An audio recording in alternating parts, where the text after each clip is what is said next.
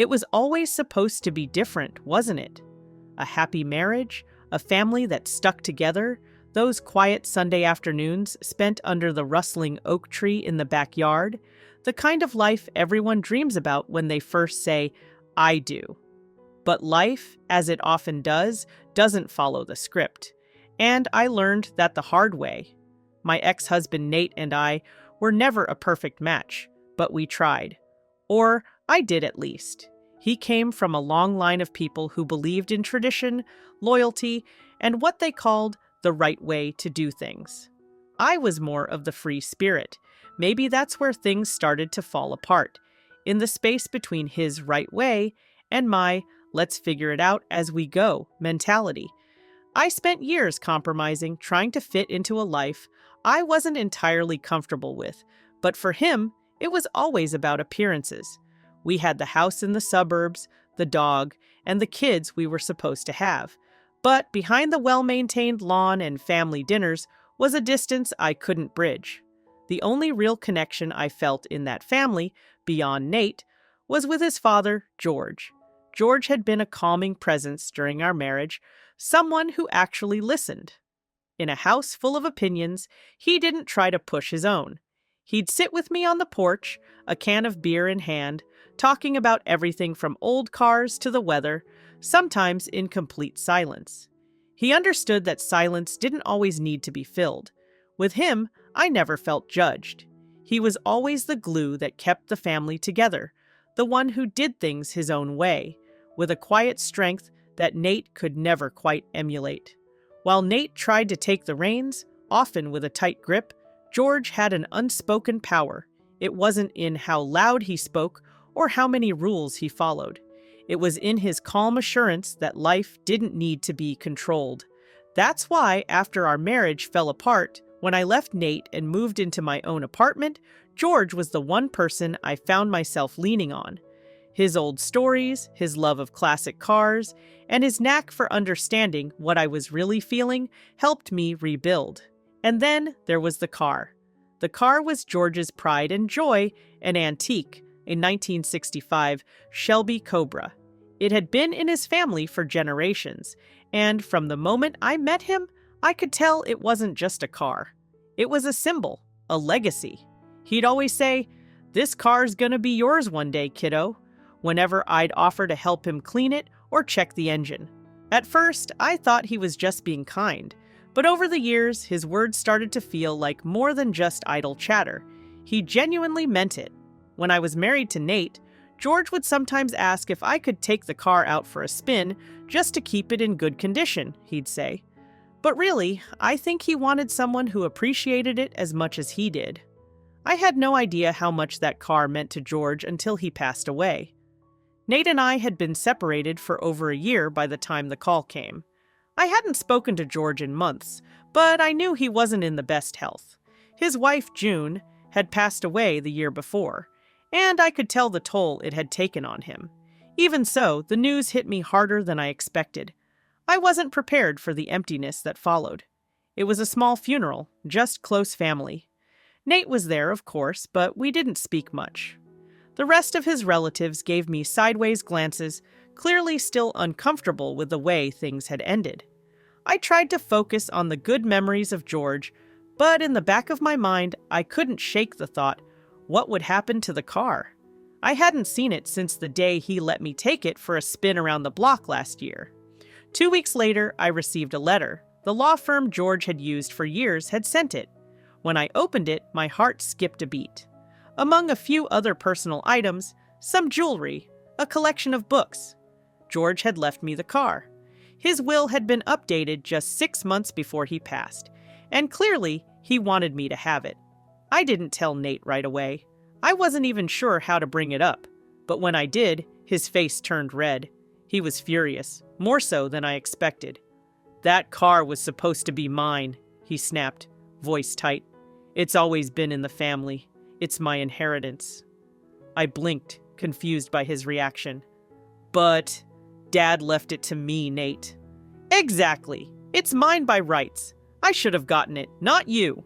You're not even family anymore," he spat, the words stinging more than I anticipated. I felt a tight knot form in my stomach. Was this really happening? My ex, of all people, was now trying to claim something George had specifically left to me.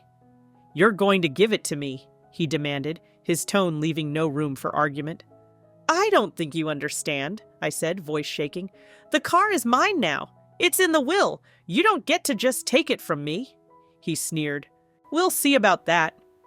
The phone call came 3 days after Nate had stormed out of my apartment, his face twisted in a mix of anger and disbelief. I was sitting on the couch, scrolling through emails, trying to focus on anything other than what had just happened, when my phone buzzed on the coffee table. It was from Nate. I didn't even hesitate to pick it up. Maybe I should have been cautious. Maybe I should have let it go to voicemail, but part of me knew that ignoring him would only make things worse. He had a way of escalating things, and I couldn't afford that right now. "Hello," I answered, keeping my voice steady. "You need to get your head straight," Nate said without preamble, his voice cold, controlled. "You're going to give me that car."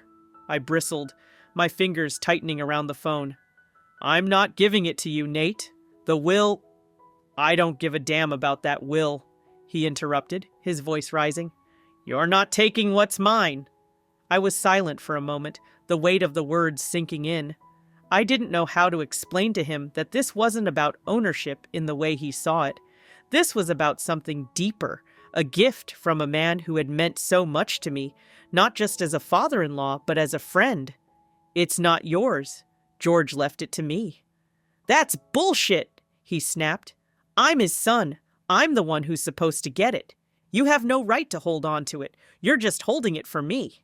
"I'm not holding it for you, Nate. I'm not giving it to you. It's mine now," I replied, my voice firm. He let out a frustrated sigh, followed by a beat of silence that I knew meant he was working through his next move. I could practically hear the gears turning in his head, calculating how far he could push me. "You're going to regret this," he finally said, a threat slipping through his otherwise calm tone. "I'll see you in court. I'll sue you for the car. I'll get what's rightfully mine." I felt a rush of anger, but it quickly gave way to a cold, logical calm. His words weren't a surprise. Nate had always thought everything that belonged to George was his by default. I had seen it in the way he treated family heirlooms, the way he carried himself when the conversation turned to inheritance. But this was a line I wasn't willing to let him cross. "You can't sue me for something that's not yours," I said, my voice steady now, but with an edge. "The will is legal, Nate. The car is mine, and you can't take it." "You think that little piece of paper is going to stop me? I'll get my lawyer. We'll take this to court, and I'll make sure you hand it over." His words were becoming desperate, but there was a simmering anger beneath them. He was losing control, and I could feel it. I felt my heart rate pick up, but I kept my breath even. "Do whatever you want, Nate, but the car stays with me." There was a long pause on the other end of the line. I thought he might have hung up, but then I heard him muttering to himself, "You'll regret this, you will." I couldn't help but laugh bitterly. "I'm not the one who's going to regret it." The line went silent for a few seconds, and then Nate's voice came through, quieter now, more dangerous. "You think you're the only one who knows how to play dirty? You're not going to get away with this." "I'm not the one trying to steal something that doesn't belong to me," I shot back. "Don't try to make yourself out to be the victim here, Nate. You know exactly what you're doing." He didn't respond right away. Instead, there was a soft click his way of ending the conversation when he knew he wasn't going to win.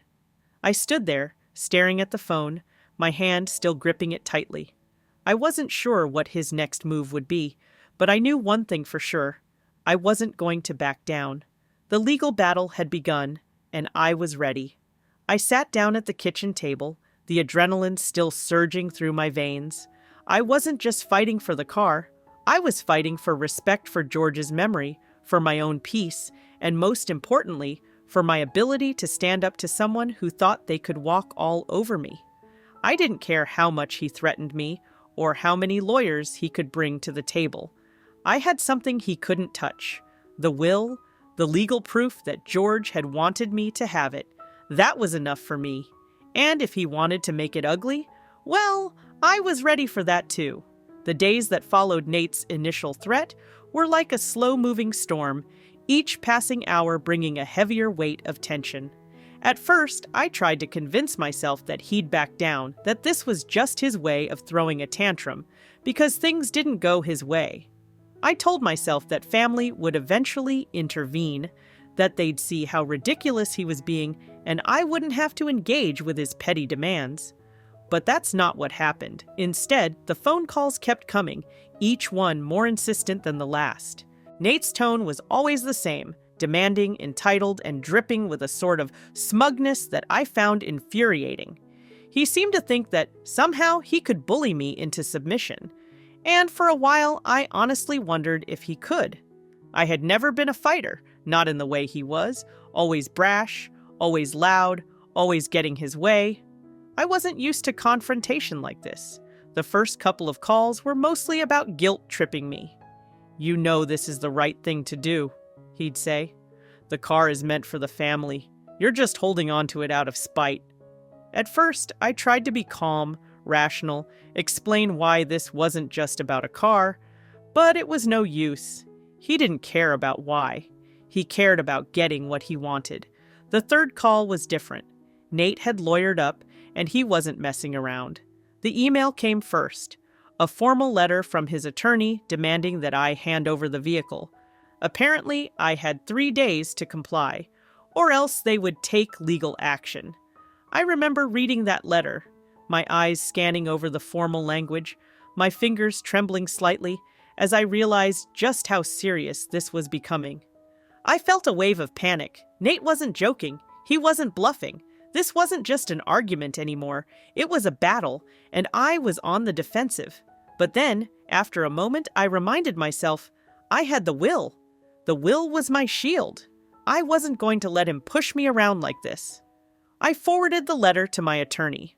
Susan was the one who had helped me navigate the separation from Nate in the first place, and now she was about to help me navigate the storm Nate was kicking up.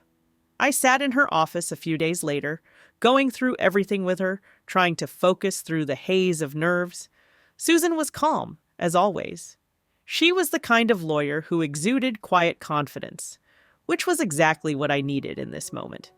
"You've got the documentation," she said, holding up the copy of George's will I had provided.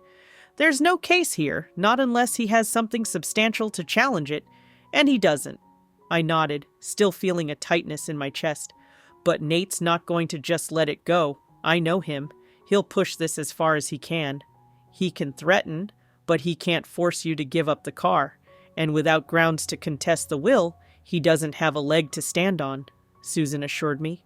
But even as she said that, I couldn't shake the feeling that this wasn't going to be easy. Nate had a way of twisting things, of using his charm to make people believe his side of the story, and I wasn't sure how far that would go in a courtroom. The next few days were an emotional roller coaster. I spent more time than I'd like to admit pacing around my apartment, wondering how I was going to handle this. Nate had become relentless. He called almost every day, demanding the car. Every conversation felt like he was chipping away at me, trying to make me feel guilty. His usual tactics, playing the victim, invoking family loyalty, were wearing me down. "You don't even need the car," he would argue. "What are you going to do with it? It's just taking up space. I could sell it, put the money to good use." And it wasn't just about the car. It was about everything. It was about control. It was about him thinking he could still dictate the terms of my life, even though we were no longer together. "I don't need the car, but it's mine," I'd tell him, trying to hold my ground. "You don't get to decide what I keep, Nate." But he wasn't listening. He didn't care about what I wanted or deserved. He cared about what he thought he was entitled to. I began to feel the pressure in my chest, the familiar anxiety creeping in. There were moments where I questioned my own ability to handle this. Nate's threats were one thing, but the subtle manipulation he used with his family was another. I knew he'd call his mother, his brother, probably even a few cousins to get them on his side. The thought of them turning on me, siding with him, made my stomach churn. I wasn't just worried about losing the car. I was worried about losing everything: my dignity, my sense of peace, my space in that family. And then the texts started. "Just hand it over. We don't want to make this ugly," one message read. "It's not your car. You know that, right?" said another. "Your greed is going to destroy what little respect we have left for you." It was relentless. And the worst part was that Nate wasn't even the one texting. It was his mother, his aunt, his brother, all of them weighing in, all of them pressuring me to do the right thing and give the car back. I could feel the weight of their judgment through the phone, even though I wasn't physically in the same room with them. They were all in Nate's corner. They didn't care about the will. They didn't care about my feelings. They only cared about what Nate wanted, about keeping the family's traditions intact and making sure that Nate got what he thought was rightfully his. But I wasn't about to fold. Susan had prepared me for what might come next. More legal threats, more games of intimidation, but something inside me had changed. I wasn't the scared wife anymore, worried about stepping out of line. I had a right to keep the car, and I wasn't going to let anyone bully me into giving it up. One evening, after another draining round of text messages and guilt-laden voicemails, I picked up the phone and called Susan. "What if we just shut this down? What if we go to court now? What's the worst that could happen?" Susan was quiet for a moment, and then, with her usual confidence, she said, "Let's prepare for it. We're not backing down. We have the law on our side." And in that moment, I knew I wasn't just fighting for a car anymore. I was fighting for my voice, my space in this family, and my right to exist on my own terms. The day of the confrontation arrived sooner than I expected. Nate had insisted on a face-to-face meeting. At first, I'd wanted to decline. I didn't owe him any more time or energy, but the lawyer in me knew that this was it. This was the moment I had to take control. If I didn't, he would just keep pushing, manipulating everyone into thinking he was the rightful heir to George's legacy. We met at a small cafe on the corner of a quiet street, one I knew wouldn't be too crowded. I wanted to keep things as private as possible, though I couldn't shake the feeling that Nate would do whatever he could to humiliate me in front of a crowd. He always had that way about him. I sat at a table near the window, the sunlight just starting to cast long shadows across the room. I wasn't sure if he'd show up early to try to intimidate me, but I wasn't about to let him see me sweat. This was my fight now. When Nate finally walked in, I noticed the way his eyes immediately scanned the room, like he was searching for some sign of weakness. His face was set in that familiar, hard mask of entitlement. He looked like he hadn't slept in days, but I wasn't going to feel sorry for him. Not after everything. He didn't even say hello. He just sat down across from me, his lips tight and his jaw clenched. "I don't understand why you're making this so difficult," he said, his voice low but controlled. The anger was there, bubbling just under the surface. I could see it in his eyes, feel it in the air between us. I didn't flinch. "Because you're trying to take something that doesn't belong to you? That car is mine, and you know it," he spat. "Dad wanted me to have it. You think he would have left it to you if he'd known what kind of person you'd turn into?" I took a deep breath, keeping my expression neutral. "George left the car to me, Nate. That's what the will says. You don't get to decide who he wanted it to go to." His hand slammed down on the table, making the silverware rattle. "Don't tell me what he wanted. I know my father better than you ever will. You think just because you were married to me for a few years that you're part of the family? You're nothing but an outsider, always were." His words stung, but I wasn't about to show it. Instead, I met his gaze, keeping my voice calm and steady. "Don't pretend you ever cared about me, Nate. You never did. And you sure as hell didn't care about George either. Not when you were busy fighting with him over everything, trying to control what was his." He flinched at that. I could tell I'd hit a nerve, but instead of backing down, I pressed on. "George wasn't just your father, Nate. He was my friend. He chose me for this, and you can't just take it because you think you're entitled to it." Nate's face reddened. His fingers dug into the wood of the table, and for a moment I thought he might lash out. But he didn't. Instead, he leaned back, taking a slow, deliberate breath. "This is bullshit," he muttered. "I'm not leaving here without that car, and if you think for 1 second that you can just keep it from me." He didn't finish the sentence. I could see him weighing his options, trying to decide if he could get away with something more extreme. And in that moment, I knew exactly what he was thinking. He thought I was still afraid of him. He thought I'd back down and hand over the keys. But I wasn't the same woman he used to know. I reached into my bag and pulled out the envelope. His eyes flicked to it, then back to me, narrowing suspiciously. "What's that?" he asked, his voice suddenly low, guarded. "Proof," I said simply. "You wanted proof? Here it is."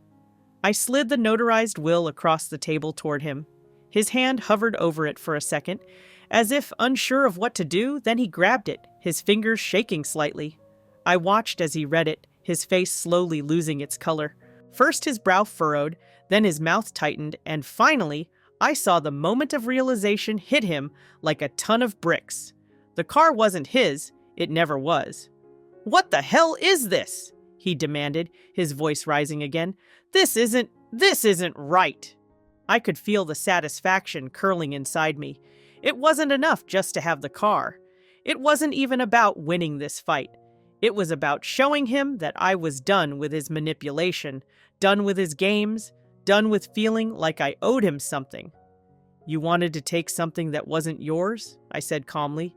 "But you can't. The car is mine, and you know what? I'm not giving it to you." For a moment, he just stared at the will in his hands, his face slack with disbelief. I could see his anger building, the edges of his control starting to fray. "You can't just—" He shook his head, trying to regain composure. "This has to be a mistake. I'll get my own lawyer. I didn't let him finish.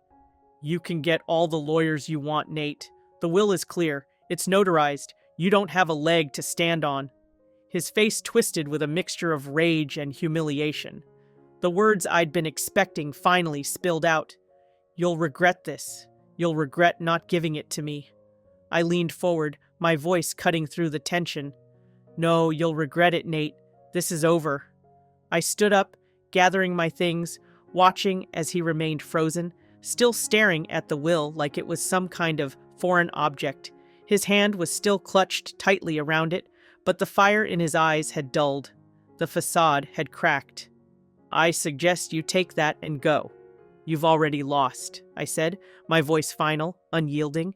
He didn't argue. He didn't shout. He just stood up, his shoulders slumped in defeat, the fight completely drained out of him. Without another word, he turned and walked away, leaving me standing there, finally able to exhale the breath I hadn't realized I was holding. I didn't need to watch him leave. I didn't need to hear him beg. What mattered was that the car was still mine, and Nate was the one walking away with nothing. For the first time in years, I felt truly free. In the days that followed, everything settled into a strange kind of calm. I thought about how much Nate's reaction had shaken me at first, how I had questioned whether I was doing the right thing. But now, in the aftermath, I felt nothing but a quiet sense of relief. He was gone from my life in a way I hadn't expected, humiliated, defeated, and too proud to admit it. I had never seen him so small before, and something about that felt almost satisfying. The first week was a blur of texts and phone calls from his family, each one trying to convince me to change my mind. His mother called twice, pleading with me to do the right thing and return the car. The emotional manipulation was exhausting, but I had made up my mind. They didn't care about me, not really. They only cared about keeping things within the family, about keeping everything that had always been theirs, everything Nate thought was his. I didn't respond to any of their messages. There was no point. What could they say to change what had already been decided? The will had been clear, and the law was on my side. I wasn't going to hand over the car, I wasn't going to back down, and I wasn't going to let their guilt trips work on me. After a few days, the phone calls stopped. His mother and aunt seemed to have given up, though I could tell they were still disappointed in me. I'd never been good at disappointing people, but this time it didn't matter. I was done trying to fit into a mold that was never meant for me. The next few weeks passed by, with an eerie calmness. I went back to work, kept to myself, and focused on the things that mattered to me: my friends, my hobbies, and, of course, the car. I had started taking it out for drives again, just like I used to with George. The soft hum of the engine beneath me, the wind in my hair, it felt like a piece of him was still with me. The car was a legacy, yes, but it was also a reminder of the kindness George had always shown me. The car was never about ownership or power. It was about respect, trust, and the bond that had formed between us. And that bond had been sealed with his will, not Nate's entitlement. I began to take more pride in the car than I ever had before. I took it to get detailed, spent hours cleaning it and making sure it ran perfectly. Sometimes I'd sit in the driver's seat just staring out at the road ahead, thinking about everything that had happened. I didn't just have the car, I had my dignity. I had proven to myself that I wasn't just some passive bystander in my own life. I was in control now, and no one could take that from me. It wasn't just the car, though. The way Nate had acted had opened my eyes to something more important. For years, I'd let him dictate the terms of our relationship, let him make the decisions, let him push me around. But that had all ended when I left him. This was my life, and I wasn't going to let anyone tell me what I could and couldn't have. Nate never called again. I wasn't sure if it was out of shame or pride, but I didn't care either way. He'd gotten what he deserved. The last time I'd seen him, I'd been the one walking away victorious, and the thought of him sulking off into the background of my life filled me with a strange sense of peace. There was no more fighting, no more guilt, no more manipulation. He had no more power over me. It was months later when I ran into one of his cousins at the grocery store. She was one of the few people who hadn't judged me for what had happened.